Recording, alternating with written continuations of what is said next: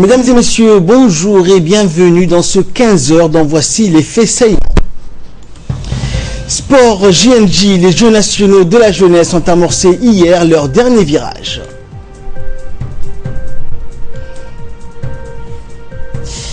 Et Manuel Valls salue la réconciliation en marche dans ce pays où la France intervient militairement depuis 2013.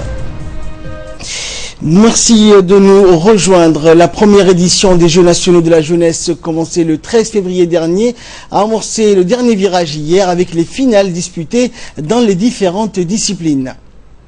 Le secrétaire d'État à la jeunesse et au sport, Badoul Hassan Badoul, accompagné de son staff et de plusieurs officiels, ont pu assister à la finale de football avant de s'adonner au rituel de la remise des médailles, des prix et autres trophées programmés à la cérémonie de clôture qui a eu lieu juste avant la tombée de la nuit. L'objectif présidentiel d'atteindre l'excellence sportive en mobilisant les jeunes autour des valeurs patriotiques semble être atteint grâce aux belles performances de nos jeunes athlètes. Et nous reviendrons plus en détail sur cette cérémonie de clôture. En attendant le compte rendu complet de cette cérémonie, voici sans plus tarder le classement obtenu suite à la finale dans la discipline reine du football d'hier après-midi. Dans la catégorie masculine, première place est revenue à Balbala, la deuxième place à Arta et la troisième place à Ali Sebiye. Et les officiels présents ainsi que le secrétaire d'État à la jeunesse et au sport, Badoul Hassan Badoul, ont remis les médailles et les trophées aux différents vainqueurs de cette compétition.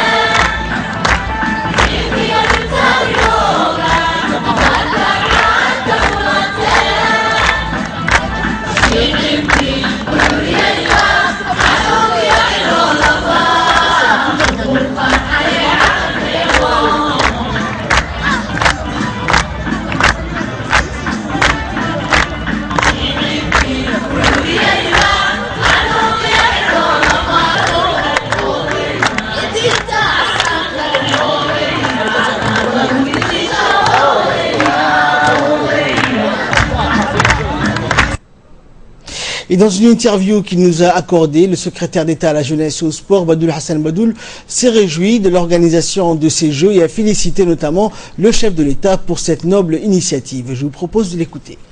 À l'issue des compétitions qui se sont déroulées dans la joie et dans la gaieté, je félicite en tout premier lieu d'abord la région d'Ali Sebiye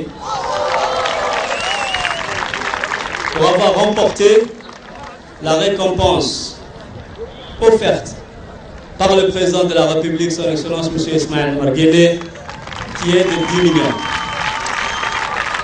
Ensuite également, les autres concurrents, issus de 3 communes et de 5 régions aussi, qui ont donné tout afin d'être aussi les meilleurs. Aujourd'hui, nous sommes tous contents et ça s'est fini dans la joie et dans la gaieté. Également maintenant, comme l'avait dit le président de la République, ces Jeux doivent permettre la détection des meilleurs talents à Djibouti. Nous avons aujourd'hui pour 19 épreuves les 100 meilleurs compétiteurs de la République de Djibouti à travers toute la République. Cela va permettre de mettre en place la cartographie sportive, désormais, où nous pourrons savoir qui est le meilleur dans quelle discipline. Je recommande à la jeunesse de continuer maintenant dans cette voie, à l'équipe gagnante de montrer le bon exemple et aux autres, Inch'Allah, de compétir encore une fois pour les prochains Jeux nationaux de la jeunesse. Je remercie le président de la République pour l'initiative et aussi son soutien indéfectible à la jeunesse et au sport. Je remercie tous les membres du gouvernement, les parlementaires, les élus locaux et régionaux qui ont participé aussi massivement à la bonne organisation de ce jeu. Sur ce, je déclare clos les premiers Jeux nationaux de la jeunesse. Je vous remercie. Un résumé donc des résultats de la matinée d'hier obtenus au complexe sportif de Roi Fahad. Dans le handball filles, l'équipe de Balbala remporte le match qu'il a opposé à l'équipe d'Ali Sabier sur un score de 2-3. Dans la finale masculine, c'est Razdika qui s'impose contre Balbala sur un score de 12-10. Et quant à la finale de basketball féminin, le classement par équipe est le suivant. Première place pour Boulaos, deuxième place pour Ali Sabier et troisième place pour Balbala. Dans la discipline reine du football, l'équipe féminine de Balbala décroche la première place, celle d'Arta et Boulaos se classant respectivement deuxième et troisième. Voici brièvement les autres résultats en pétanque dans la catégorie masculine. Première place Boulaos, deuxième place Arta et troisième place Obok. Et dans la catégorie féminine, première place Boulaos, deuxième place pour Arta et troisième place pour Dikil. En volleyball à présent, dans la catégorie masculine, la première place est revenue à la région d'Arta, la seconde place pour la ville de l'Unité et la troisième place pour la commune de Razdika. Et dans la catégorie féminine, la première place est revenue à la commune de Boulaos, la deuxième place à la région d'Ali Sabier et la troisième place à la région de Dikil.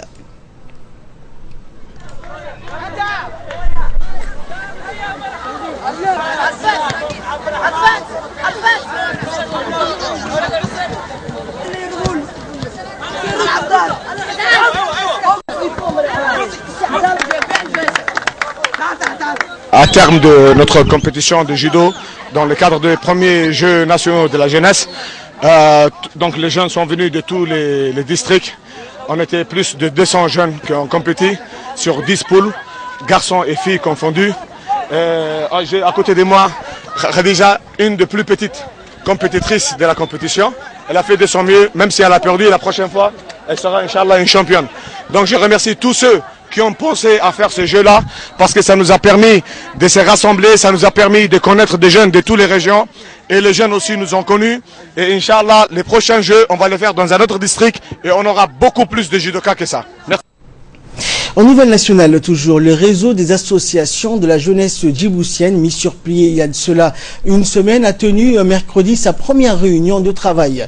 Le thème qui a été débattu durant cette réunion portait notamment sur le lancement à Djibouti-Ville d'un recensement des jeunes djiboutiens à l'âge de voter, mais qui ne sont pas encore inscrits sur les listes électorales. Un projet phare qui sera lancé au niveau national, Djibouti-Ville et les régions de l'intérieur, et qui sera dirigé par le comité technique de ce réseau associatif. À l'ordre du jour, débat sur les modalités et les dates de lancement de ce projet de recensement. Les leaders du réseau se sont exprimés tour à tour en donnant leur satisfaction et ont promis de prendre part à cette activité dans les quartiers de chaque association membre du réseau. Et dans le cadre d'une politique de solidarité de proximité, le mouvement de jeunes militants du RPP ont organisé avec le soutien du ministère de la Santé une journée de consultation médicale gratuite pour les habitants de la commune de Boulaos au centre médical d'Al-Hiba. Le mouvement de jeunes militants du RPP, en étroite collaboration avec l'association Al-Fawza d'Al-Hiba, a rassemblé les habitants d'Al-Hiba pour qu'ils puissent bénéficier de ces consultations médicales gratuitement. Cette journée s'est déroulée en présence du président du conseil d'administration du MJM, Faisal Abdullahi, adjoint secrétaire général du mouvement Nasser Mourad, ainsi que d'autres responsables. Cette activité de consultation médicale gratuite s'est déroulée aussi dans le centre médical de Balbala 1 pour les résidents de la commune de Balbala, avec la participation des associations de la place, dont les associations de jeunes de Balbala. Par ailleurs, une journée similaire s'est tenue dans le district de l'Intérieur en présence des responsables de la région et des jeunes militants des régions de l'Intérieur comme Arta, Ali Sabié, Dikil, Tadjoura et Obok. Dans la même heure. Pour la réalisation de cette action, nous remercions les ministères de la Santé qui nous a soutenus énormément, ainsi que la population, la population locale de Belbela 1, et ainsi que la commune de Belbela, les présidents de communes qui nous a soutenus lui aussi énormément, la société civile, le comité de santé de Belbela. L'association Al-Fawza a organisé hier un concours éducatif et culturel interquartier au sein de son siège à Al-Hiba. Ce concours avait pour objectif de tester les connaissances mais aussi de transmettre aux jeunes élites le goût et l'importance de l'éducation. Ce concours a rassemblé près de 150 élèves composés des classes de 9e année, de 5e année, issus des différents quartiers populaires de la capitale comme Balbala, Al-Hiba, Ambouli, Nguela et Makka al-Mukarrama. Cet événement s'est déroulé au siège de l'association mère dans deux autres sites du quartier. Mohamed Moussa Kami, le président de l'association Al-Fawza, a pour sa part salué l'effort inlassable qui n'a pas été ménagé par ces jeunes pour le combat social. Et en partenariat avec la DDS et le Lauréat Institute, l'association Action Entraide d'Arta a organisé dans la journée du 17 février dernier une cérémonie de clôture du projet de renforcement des capacités des cadres de la région d'Arta en langue anglaise. En effet, ce projet a regroupé une quinzaine de filles et a duré 6 mois durant lesquels les bénéficiaires ont pu apprendre les rudiments de la langue de Shakespeare. Lors de cette cérémonie, le président du conseil régional d'Arta, Omar Jama Oudoua, le chef de service des formations de la DDS, Eid Mohamed Abdallah, et le premier adjoint de Lauréat Institute ont tour à tour exprimé leur entière satisfaction de voir ce projet aboutir. Et de leur côté, les bénéficiaires n'ont pas manqué d'adresser leurs remerciements à tous ceux et celles qui se sont mobilisés pour la concrétisation de cette noble initiative. Sport, pour clore l'actualité nationale, l'athlète international djiboutien Ayale Souleymane a amélioré le record du monde en salle du 1000 mètres. C'était mercredi soir lors de la réunion indoor de Copenhague au Danemark. Ayale Souleymane a commencé sa saison en salle en 2016, une importante déclaration qu'il a faite et qu'il a remportée lors des 1 km au Globen Galen de Stockholm dans une nouvelle période de 2 records du monde en salle 14-20. Souleymane avait pour but de briser le record du monde avant l'événement de l'IAAF quand il a déclaré aux médias lors de la conférence de presse d'avant-compétition qu'il croyait qu'il en était capable. « Je suis prêt », a-t-il dit, « maintenant je veux obtenir le record du monde, je peux le faire cette fois-ci et après cela je vais au championnat du monde en salle à Portland. Je ne suis pas sûr que je ferai les 3000 mètres ou les 1500 mètres, mais je ferai probablement les 1500 mètres », a-t-il ajouté. Et en nouvelle du monde à présent, en visite au Mali avec son ministre de la Défense, Jean-Yves Le Drian, le Premier ministre français, Manuel Valls, a salué jeudi soir la réconciliation en marche dans ce pays où la France intervient militairement depuis 2013. La suite dans ce commentaire de l'Aden Assoui. La réconciliation est en marche, se félicite le Premier ministre français, Manuel Valls, à Bamako, en référence à l'accord de paix au Mali, signé en mai en juin 2015 par le camp gouvernemental et l'ex-rébellion à dominant Touareg. La France continue à se porter garant de cet accord, a-t-il souligné lors d'une rencontre avec la communauté française après un premier entretien avec le président malien Ibrahim Boubacar. Arrivé dans la soirée accompagné de son ministre de la Défense Jean-Yves Le Drian, Manuel Valls a également qualifié jeudi soir la lutte contre le djihadisme de combat contre la barbarie, assurant que son pays se porte garant de l'accord de paix au Mali, où il intervient militairement depuis 2013, d'abord dans le cadre de l'opération Serval et depuis août 2014 avec l'opération Barkhane, qui est un succès reconnu partout dans le monde, se félicite le Premier ministre français en référence au dispositif de lutte contre les djihadistes. La visite de Manuel Valls au Mali se poursuit aujourd'hui même, avec notamment un déplacement à Gao, plus grande ville du Nord. Puis il se rendra demain au Burkina Faso où il rencontrera le nouveau président Roch Marc. Et enfin, l'Autriche a décidé d'imposer des quotas journaliers à compter de ce vendredi. Pas plus de 80 demandeurs d'asile par jour. Reportage. Les quotas portent aussi sur le nombre de réfugiés qui traversent le pays pour aller en Europe de l'Ouest. Pas plus de 3200 personnes en transit exigent les autorités autrichiennes. Le sujet a été évoqué lors du sommet européen à Bruxelles et le président de la Commission, Jean-Claude, a fait part de son désaccord avec l'attitude de Vienne. En ce qui concerne l'Autriche, je dois dire que je n'apprécie pas la décision qui a été prise. Il faut savoir si une telle décision est en conformité avec la législation européenne. C'est ce que nous étudions actuellement, déclare-t-il. Par ailleurs, l'Autriche et plusieurs pays des Balkans ont décidé de mieux coordonner leur politique de contrôle des réfugiés. Un accord a été signé dans ce sens en Croatie. Ce texte prévoit de procéder à un seul enregistrement de réfugiés. Cela aura lieu à la frontière entre la Grèce et l'ex-république yougoslave de Macédoine et non plus à l'entrée de chaque pays sur la route des Balkans. Des renforts policiers vont être déployés. Ne seront autorisés à entrer que les personnes venues de pays en guerre. Fin de cette édition, merci de votre fidélité. Restez avec nous, nous nous retrouvons dans quelques instants pour le Focus.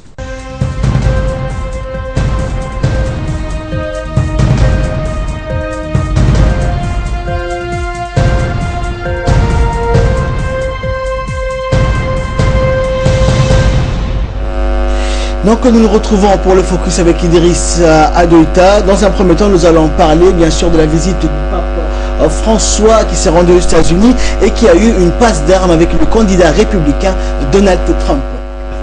Bonjour.